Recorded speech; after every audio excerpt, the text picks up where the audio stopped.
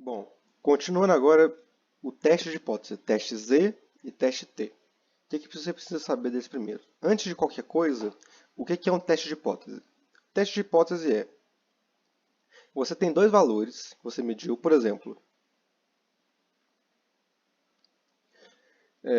você tem uma população, e aí vamos supor que você pegou nessa população uma amostra, então ó, uma população, separou uma amostra dessa população e você mediu a altura média dessa população. Você descobriu que essa é uma altura média de 1,70. Depois você mede a altura da população inteira e você descobre que a altura média da população inteira é 1,60.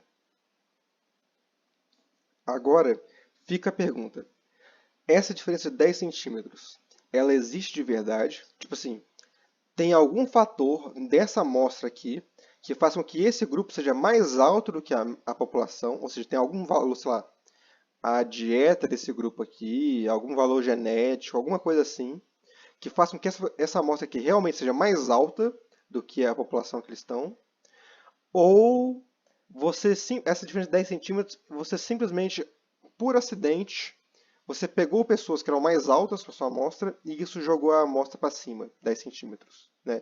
Você deu azar de pegar, sei lá, você pegou acaso duas, três pessoas que eram um pouquinho mais altas e isso jogou a média da amostra para cima. Né? Essa diferença aqui de 10 centímetros, ela é significativa ou não? Ela significa alguma coisa, você pode tirar alguma conclusão dela, ou ela é só um efeito do acaso, da natureza meio caótica de estatística, né? Para você saber se essa diferença é significativa ou não, você faz o teste de hipótese. Então, para começo de conversa, se é um teste de hipótese, você precisa definir a sua hipótese, certo? Você consegue pegar qualquer hipótese sua, você consegue encaixar ela em dois tipos de hipóteses diferentes, que são os H0 e H1. Algumas coisas falam HA, por exemplo, mas eu acho H1 mais fácil de lembrar. H0 é a hipótese nula, né? É a hipótese do igual, do não tem diferença. É a hipótese que fala, não tem diferença, esses 10 centímetros aí é só azar que você teve mesmo, efetivamente é só a mesma média, né? Essa diferença de 10 centímetros não significa nada. Não é maior, não é menor, não é diferente, não é nada, é igual. H1 é qualquer outra coisa. Qualquer hipótese que não encaixa na hipótese nula é H1. Né? É diferente, é maior, é menor, né? Qualquer outra hipótese. E aí, só nisso, né, só nessa diferenciação, você já consegue definir se é unilateral ou bilateral. E eu vou te mostrar o truque agora. Olha, primeiro, monta a sua hipótese. Vamos supor que a minha hipótese inicial é de que 1,70 e 1,60, que são os dois valores que eu falei, eles são iguais, eles são a mesma média. Então, ó, a média A e a média B são a mesma média, são iguais. Se é de igual, se é igualdade, é H0, certo? Montei H0. Agora que eu tenho H0, eu tenho que montar H1, que é o par dela. Se aqui está falando que eles são iguais, minha H1, obviamente, é que eles são diferentes. São diferentes. H, né, a média A e a média B são diferentes, certo? Qual que é um outro cenário que eu posso ter? Eu posso ter o inverso também. Eu posso ter falado que a minha hipótese era que as médias são diferentes. Eu tenho escrevido isso aqui. Falar, se é diferente, é H1. E eu tinha que montar H0. Eu falar que são iguais, certo? Posso começar de um ou de outro. Tanto faz. Qual que é um outro cenário? Eu falo que a média A é maior do que a média B. Certo? Essa é a minha hipótese. Se elas são maior, quer dizer que elas não são iguais, elas são diferentes. Então isso aqui tem que ser uma H1, não tem? H1. Montei H1, agora eu tenho que montar H0, que é o parzinho dela. Qual que é o meu H0? São iguais, que ela é a hipótese da igualdade. Só que se eu usei maior que nessa, eu tenho que usar menor que em alguma coisa, né? Porque ser menor é uma possibilidade. Então o menor que tem que estar em algum lugar. Eu não posso botar ele aqui embaixo, porque senão como é que você vai ser maior e menor ao mesmo tempo? Então eu tenho que botar ele aqui em cima. E aí ele vira maior, aliás, ele vira menor ou igual que, né? Fica desse jeito aqui, ó. Menor ou igual que. E essa aqui vira minha H0. Eu poderia fazer o contrário também. Eu poderia ter começado com a média A é menor que a média B. E aí isso aqui ter virado maior ou igual que. E só inverter os sinais. Mas só nisso aqui, só nessa montagem de H0 e H1, eu já sei se ele é bilateral ou unilateral. Por quê? Se tem o sinal de diferente, ele é bilateral. Grava isso. Se tem um sinal diferente, ele é bilateral. Se tem os sinais de maior que, menor que, ele é unilateral. Já é o bastante para você definir. E aí, essa vai ser a região que você aceita H0, rejeita H1, rejeita H0, ou seja, aceita H1, aceita H0, rejeita H0. Só nessa montagem aqui você já sabe. Só fazendo isso aqui, você já sabe se é bilateral ou se é unilateral. Nisso aqui, se é maior ou menor, você já consegue saber se o bilateral é na esquerda ou na direita. Mas é mais fácil você pensar pela lógica geral do exercício, né? Tipo assim, se você quer saber se ele é maior que ou menor que, né? Porque, pensa aqui, se a minha hipótese é que a média da minha amostra é maior que a média da população, aí H0 aqui não é. Então, se for maior, né, é para frente. E aí ela vai estar aqui na frente. Se for menor, está aqui atrás. Mas é mais fácil você fazer isso seguindo pela lógica do enunciado mesmo, do que ficar olhando a direção do sinal. Porque a maioria das vezes a pessoa confunde maior que maior que é isso, menor que é isso. Saber que direção que fica isso aqui é mais fácil você seguir o enunciado da questão do que pela direção do sinal. Mas você pode fazer também. Mas sabendo isso, agora você sabe se o seu teste vai ser unilateral ou bilateral. Baseado nessas, já enunciou toda a questão dessa aqui. Toda questão, ela falou que você tem que enunciar H0 e H1. Você tem que escrever qual que é o seu H0 e qual que é o seu H1. Se você só fizer a conta e falar que, rejeita H0, ela falou que te corta a questão, porque você não falou o que é H0, o que é H1. Então escreve aí, escreve o que é H0, o que é H1, antes de fazer o exercício, que ajuda você, ajuda no cálculo, ajuda na hora de pensar e diminui a chance de errar. Então façam isso. Agora que você já tem a sua ideia do que é H0 e H1, a ideia que você vai seguir é muito parecida com essa aqui, ó, que é a ideia de você ter probabilidade. Por quê? Porque nesse teste de hipótese você também tem probabilidades, né? Se vocês lembrarem daquela matéria anterior da primeira prova, você tinha aquele negócio dos testes, o teste podia dar que a pessoa está saudável, mas na verdade já está doente. E aí é um falso negativo. O teste podia falar que ela está doente, mas ela está saudável, é um falso positivo. Tem parecido com isso aqui também, que é, pode ser que a H0 está certa, é verdadeira, e você fala que ela está errada, e aí você errou, é um erro do tipo 1. Pode ser que a H0 esteja falsa, mas você fala que ela está certa, é um erro do tipo 2. E aí ser tipo os falsos positivos, falsos negativos, né? E aí com isso você tem o alfa. Lembra? O alfa do intervalo de confiança, ele está aqui também. O alfa de novo. Esse alfa, esse nível de significância, ele é a chance de você falar que H0 está errada, então rejeita H0, aceita H1, quando na verdade H0 estava certa. Ou seja, os dois valores são iguais, essa variação é meramente azar. Eu peguei uma amostra errada, peguei uma amostra azarada, que eu sem querer peguei as pessoas muito altas na minha amostra e por isso que deu diferença. Mas eu fiz os testes e eu achei que não, H0 está errado, esses dois valores são diferentes, eles são muito distantes, eles têm que estar diferentes, tem que ter alguma coisa ali que muda, que está fazendo essa amostra ser mais alta. Mas não tinha, eu só dei azar na hora que eu peguei a amostra.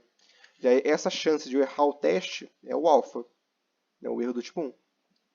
Eu posso errar do tipo 2 também, que é o beta, que é a chance de eu falar que H0 é falso, que eu falar que H0 está certo e ela ser falsa, né?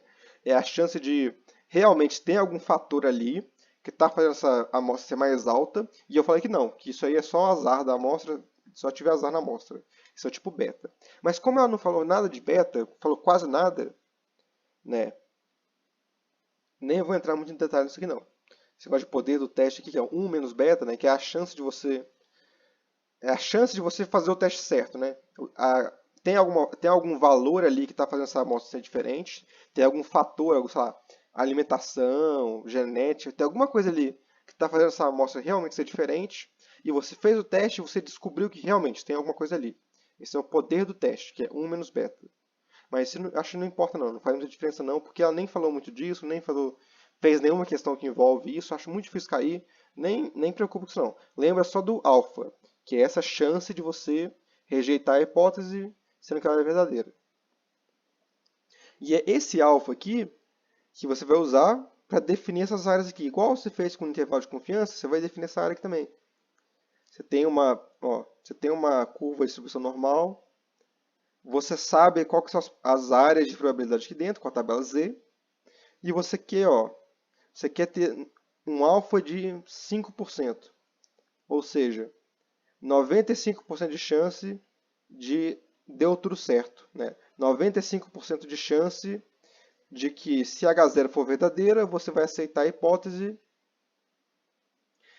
e se H0 for verdadeira, você vai aceitar a hipótese. Você quer ter 95% de chance. Então, ó, você faz uma área de 95% aqui no meio de que se H0 for certo, você vai aceitar a hipótese. Ela fica aqui no meio. Se fosse unilateral, é aquele negócio, gente. Unilateral, ela vai ficar tudo de um lado só. E iam sobrar os meus 5% aqui no canto. Nesse caso, como ela é bilateral, eu tenho que distribuir os 5% para cá, 2,5 de cá, 2,5 de cá. Certo? Vamos fazer com bilateral para seguir só uma linha de raciocínio aqui. Esquece unilateral por enquanto. Mas se você sabe fazer bilateral, você faz unilateral do mesmo jeito, igualzinho. Primeira coisa, eu sei que essas áreas aqui, né, essa área aqui no meio é 95%. E que essa área aqui na ponta é 2,5%. Essa área aqui, 2,5%. Eu quero encontrar os valores de Z, né, que valores aqui embaixo, na linha Z, aqui é 0, que é a distribuição normal. Eu quero encontrar os valores de Z aqui e aqui. Lembrando que como ela é simétrica, esse valor é Z, esse valor é menos Z. É o mesmo número, só muda o sinal, porque ela é simétrica. Então eu quero saber esse ponto aqui, que separa da minha área de aceitação de H0 para rejeição de H0, que é o famoso de valor crítico, ou ponto crítico. Onde que está esse Z? Bom, vou na minha tabela Z. Minha tabela Z começa aqui do canto, então ela vai indo, então ela começa aqui no canto. Então eu tenho que ter 2,5 mais 95%, vai dar 97,5%. Vou olhar uma área de 97,5, né? 0,975. Onde que dá o Z? O Z dá 1,96. Beleza, descobri isso aqui. Então quer dizer que esse Z aqui é menos 1,96.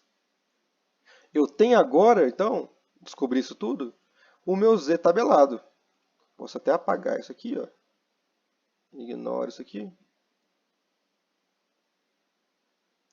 Eu tenho o meu Z tabelado. Meu Z tabelado é esse ponto crítico, que separa a região onde eu aceito H0 da região onde eu rejeito H0. Então, ó, aqui e aqui. H0 aqui no meio e H1 aqui no meio.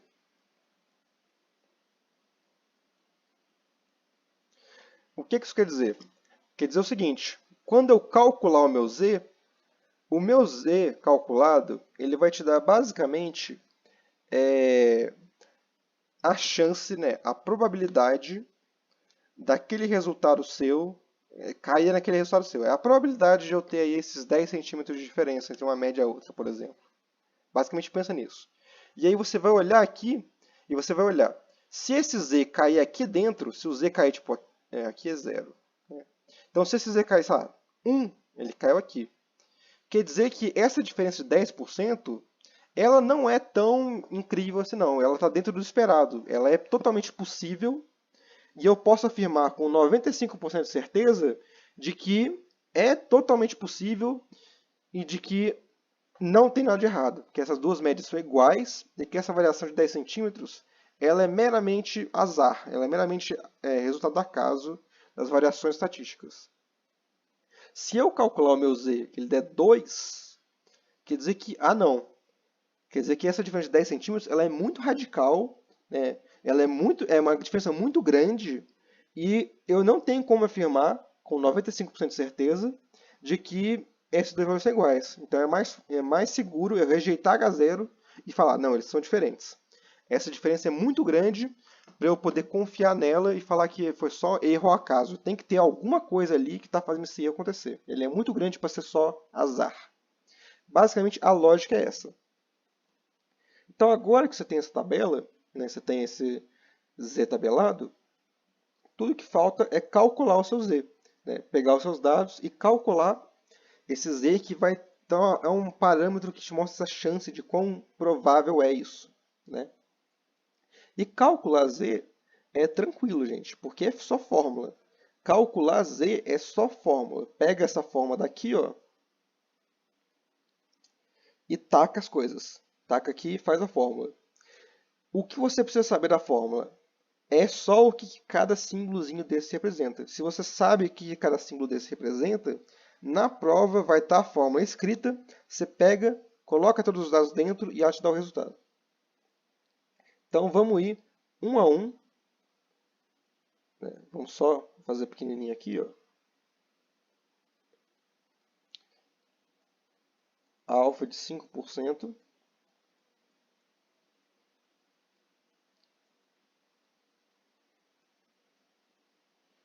Um 1,96.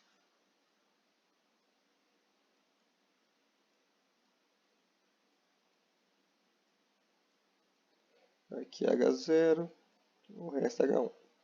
Então, ó, temos aqui tabelado certinho. Vamos fazer agora a fórmula. A fórmula é só você lembrar. O seu z, que é o que você quer encontrar, que é o meu z tabela, é o meu z calculado. Ele é, isso aqui vai estar escrito na prova, gente, vai estar na prova. Ele é a média da minha amostra, x com essa coisinha em cima, ele é a média da amostra, tá? A média da amostra. Menos esse μ0 aqui, esse μ0 aqui é média da população. Então é a média da sua população. Ou seja, esses dois valores aqui são os dois valores que eu queria saber se são diferentes, né? Eu perguntei se 1,70, que era a média amostral, é diferente ou não de 1,60, que era a média da minha população. Eles são iguais ou eles são diferentes? Esses dois valores. Esses são os dois valores que você vai usar aqui em cima. Ó, 1,70 e 1,60. Média amostral, média da população. Dividido por, aí, ó, o desvio padrão, certo? Desvio padrão de quem, gente? Desvio padrão da população, certo? Da população. Isso aqui vai ser importante mais para frente. Lembra, esse aqui é o da população. Vou até, em vez de desenhar o símbolozinho dele, ó, desvio padrão. Desvio padrão, que é o símbolozinho, é o coisinho assim, ó. É esse coisinho aqui. Dividido por raiz de n. N é fácil, gente. N é o tamanho da amostra. O tamanho dessa amostra é fácil. Nunca vai te pedir o tamanho da população, jamais. Porque como você pega o tamanho da população para mexer no meio, né? 5 bilhões de pessoas, sei lá, 20 milhões de brasileiros, para colocar aqui no meio. Então esse N aqui é sempre o tamanho de amostra. Então, ó, desvio padrão da população. Isso aqui te dá o Z calculado. Você calcula esse Z, e mede aqui. E aí, como eu te falei, se deu 2, 2 cai aqui, ó. Rejeita H0, aceita H1. São diferentes. Se deu menos 3 está aqui atrás, ó. Também caiu na área de rejeição. Rejeita H0, aceita H1, são diferentes. Se caiu no meio, entre um e outro, aceita H0, eles são iguais. Essa é a lógica. Esse é o teste Z. Teste Z é só isso. Agora, o que é o teste T?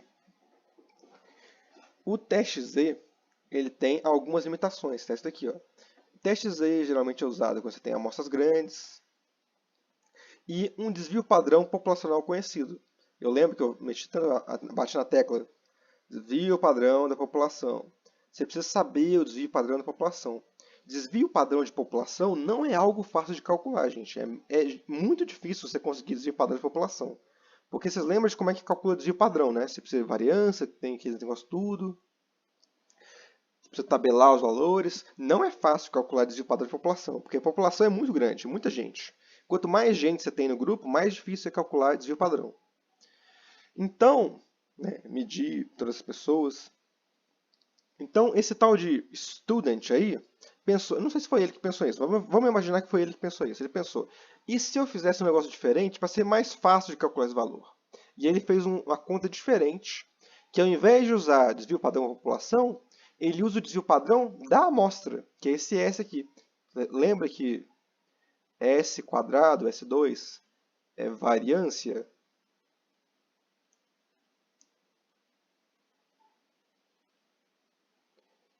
E que a raiz da variância é desvio padrão?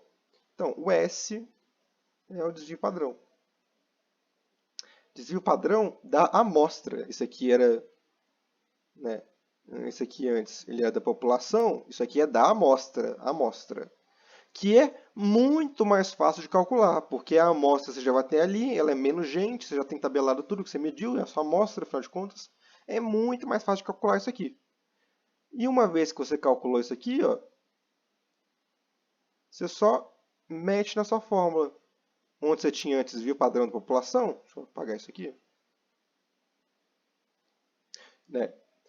Onde antes era aquele símbolozinho de desvio padrão da população, você vai tirar esse símbolozinho, você vai botar o desvio padrão da sua amostra. Pronto.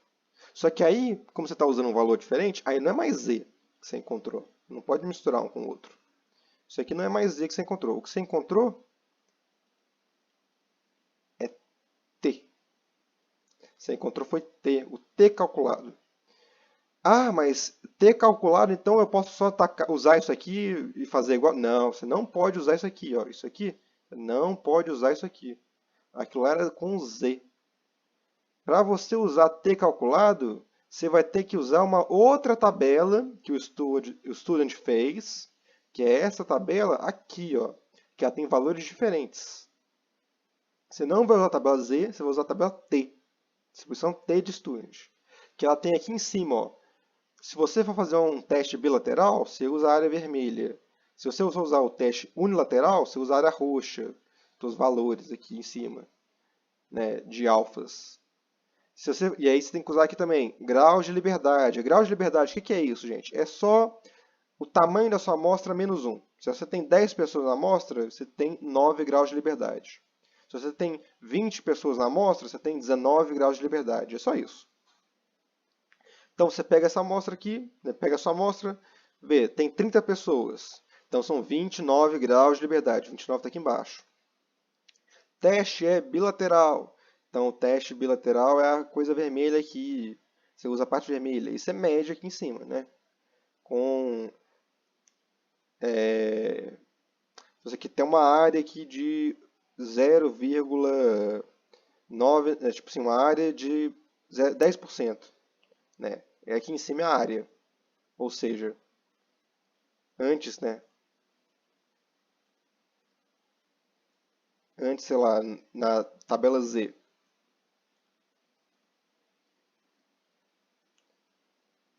A tabela Z, medir a área dentro da curva, do começo da curva até, do começo da curva, do começo da curva até um determinado ponto. Então, até um determinado ponto Z, tem toda essa área aqui, de, sei lá, 97,5%.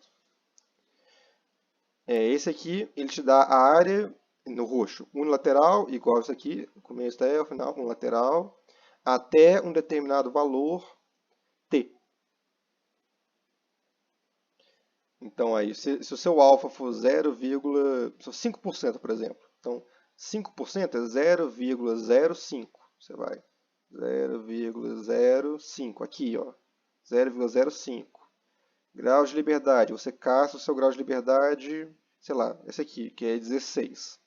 Então, se você tem 17 pessoas na sua amostra, então um grau de liberdade de 16, e você quer ter um alfa de 0,05, né, que é 5%, então o seu T calculado é 1,7459, que então, né, seria 1,7459. Aí é importante essa tabela aqui. Eu estou usando a parte roxa, certo? A parte roxa é para ser unicaudal. Então, se eu peguei 0,05, quer dizer que aqui tem 0,05, né, que são 5%, e aqui não tem 97,5%, aqui tem 95%. Aqui é 5%, 0,05, e aqui é 95%. Aquele negócio que você tinha que fazer da tabela Z, que é espelhado. Se eu quero calcular bicaudal, eu calculo essa área toda aqui, descubro que é o valor de Z, e eu tenho menos Z aqui, e eu descubro tudo certinho. Você não precisa fazer isso. Aqui já tem separado para você. Ele já te conta. Se o seu coisa for bicaudal, né, esse aqui é o unilateral. Se ele for bilateral, ele já vem para você calculadinho. Isso aqui não é nem Z, isso aqui é T, tá? Já vem para você calculadinho. Ó, T, eu quero uma área de 95% aqui. Que quer dizer que são 2,5% de K, 2,5% de K, certo? Então, é um alfa de 5%. Vou na parte vermelha aqui em cima, bicaudal, 0,05. E eu vou nos mesmos, vou seguir aqui, ó, 0,05, nos mesmos 16, 2,1199. 2,1199. E aqui, menos 2,1199. Então, ele já tem calculado para você bonitinho, separado. Você usa o roxo para um lateral e o vermelho para bilateral, certo? Você não precisa fazer aquela gambiarra do Z, não. Você tinha que fazer. Subtrair uma área da outra, ele já te conta certinho qual que é o valor daqui e aí você encontra o valor de cá. Então, já vem pronto para você. E essa tabela diferente te permite usar, que são valores diferentes de Z. Então, o seu T calculado, esse aqui é o T calculado. Não, calculado não, esse é o T tabelado. Certo? Você pegou a tabela. Então, T tabelado. O seu T tabelado vai ser um pouquinho diferente. E é porque a conta também, o T calculado também vai ser diferente, porque você está usando desvio padrão da amostra, você não está usando da população, certo? E aí você me pergunta, se eu posso só fazer isso aqui e usar o da amostra, por que eu fico só com o teste T e esqueço o teste Z? Porque o teste T ele não é tão preciso quanto o teste Z, né? Como está falando aqui, você geralmente usa ele para amostras pequenas e só quando você não conhece o desvio padrão populacional. Então, ele não é tão preciso, ele não é tão confiável quanto o teste Z, mas ele é mais prático de fazer, mais simples. Os dados que você precisa dele são mais acessíveis. Então, quando eu uso um, quando eu uso outro? Via de regra, Sempre que você tiver acesso ao desvio padrão populacional, você faz teste Z. Se você não tem acesso a desvio padrão populacional, você faz teste T.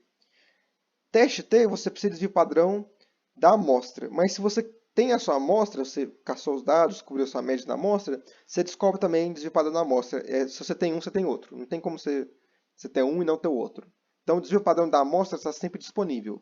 O que não está sempre disponível é desvio padrão populacional. Nem sempre tem isso. E aí, se você tem ou não, é o que define se você usa Z ou T. Z, você tem esse símbolozinho, você tem o desvio padrão da população. T, você não tem desvio padrão da população, você tem que usar o S, que é o da amostra. Essa é a diferença. Aqui, tá aqui, ó, tudo que eu falei, desvio padrão, valor da hipótese, taranã, os exemplos. E por fim, tem esse negócio aqui que ela nem tocou nisso, não teve nenhuma questão sobre isso. Mas lembra que eu falei que essas estimativas podem ser feitas não só com média, né? Falei na aula de estimativa, não só com média, mas com proporção também. Você pode comparar duas proporções que também são iguais. Por exemplo, tem uma população aqui onde 50% da população é mulher. E isso significa que 50% são homens. Então, quer dizer que uma em cada duas pessoas são mulheres. Essa é da minha população. Eu pego uma amostra aqui e eu descubro que nessa amostra, 2 em cada 3 pessoas são mulheres. E a minha pergunta é, né, ou seja, isso aqui são 66,66666%. A pergunta é, essa diferença aqui de proporção, ela é significativa ou não? Mesma ideia da média, só que com proporção, que é uma fração. E aí você usa essa conta aqui. De novo, a conta vai estar na prova. A diferença, o que você tem que lembrar é o que cada coisa significa.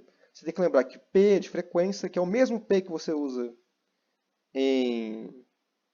aqui em cima, em estimativa. O mesmo P que você usa para cá, de frequência, você vai usar aqui também, para representar a frequência, P.